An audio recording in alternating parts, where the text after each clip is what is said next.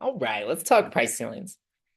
Price ceiling is basically uh, the mirror inverse of a price floor. So rather than a government imposed minimum price, a price ceiling is a government imposed maximum price. And if minimum wage is the most famous example of a price floor, probably the most famous example of a price ceiling is rent control. So let's look at the apartment for markets, or sorry, at the market for apartments. Here we have just your standard supply and demand diagram, and we're starting out at a competitive, or sorry, at a market equilibrium for apartments, Q star, P star. If we were to implement, oh, and here are consumer surplus and producer surplus, as you know well how to calculate at this point. So the area under the demand curve and above price is consumer surplus, and the area below price and above the supply curve, that's producer surplus. Social welfare is the sum of the two. Let's implement rent control and see what happens. Let's call PC the price ceiling, the ceiling on rent that that the government imposes. That means landlords can only rent out their apartments for a certain amount of money and they can't exceed that amount of money. Or that means that landlords can't exceed a certain level of rent that they uh, charge their tenants. At this lower level of rent, notice that the price ceiling is below the market equilibrium price. The quantity of apartments that landlords are willing to supply is less than the quantity of apartments that renters want at that price. So we have a big old shortage of apartments.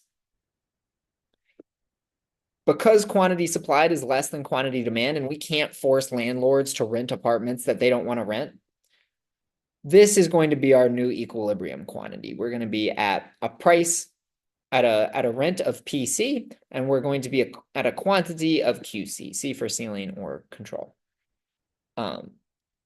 Great. Let's do a little welfare analysis.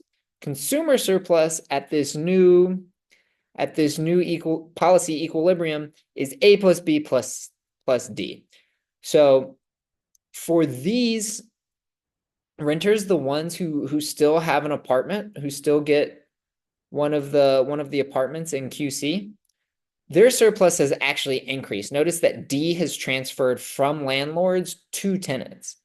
And that's as you would expect. If rent goes down, then you would expect renters to benefit. For producers, surplus has gone down. So for these producers, aka landlords, who are still renting apartments under the new rent control regime, the landlords who have a willingness to sell or a willingness to rent an apartment that's below PC, they have lost surplus that's the size of D. That surplus has transferred to consumers. Again, that's as we would expect. If the amount that landlords can charge goes down, then we would expect them to be worse off. Social welfare, sum of consumer surplus and producer surplus, A plus B plus D plus F. Notice that at the new policy equilibrium, QCPC, the quantity of apartments traded between landlords and renters is significantly lower than it was at the market equilibrium. That means there that means fewer people are renting apartments than there would have been under the market than there were at the market equilibrium. And as a result, we don't generate any surplus from those transactions. The area between the supply and demand curves that corresponds to that quantity of apartments becomes dead weight loss. So that's surplus that we've lost thanks to this policy. Here I copy the plots onto a new page to get a little bit more room. Let's talk about outcomes. First, as I just mentioned, we now have dead weight loss in this new policy equilibrium. Some landlords are unwilling to rent out units at imagine this was a PC, the price ceiling. In particular, these landlords here who have a willingness to sell that's greater than PC. And as a result, they leave the apartment rental market, and there are fewer apartments available for renters to rent. The second outcome is that consumer surplus actually increases for those who can still find an apartment. Note that it decreases for those who don't. These people, these renters with a willingness to pay for an apartment in this range, they no longer have an apartment to rent. And so their producer surplus decreases, but for the ones who can still find an apartment over here, their surplus increases. Producer surplus decreases for all landlords who are subject to rent control. So these landlords exit the market and they lose all surplus that they got from participating in the market originally. These landlords stay in the market, but their surplus decreases because it's transferred to consumers. One thing to note is that rent control might be good for might increase producer surplus for landlords who aren't subject to rent controls, because the decrease in supply,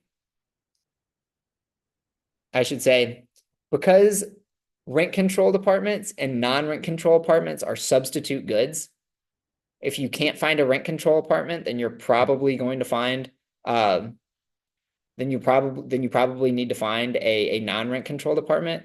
The decrease in the quantity of rent controlled apartments is going to increase demand for non-rent controlled apartments, and as a result, prices are likely going to go up for those landlords. That's an aside. You don't need to remember that, but I just don't want to give you the impression that rent control is like an anti-landlord policy necessarily. It kind of cuts both ways. So that's that. All right, so those are price ceilings. Next time we'll come back with another government policy. Thanks for listening, y'all. Great job.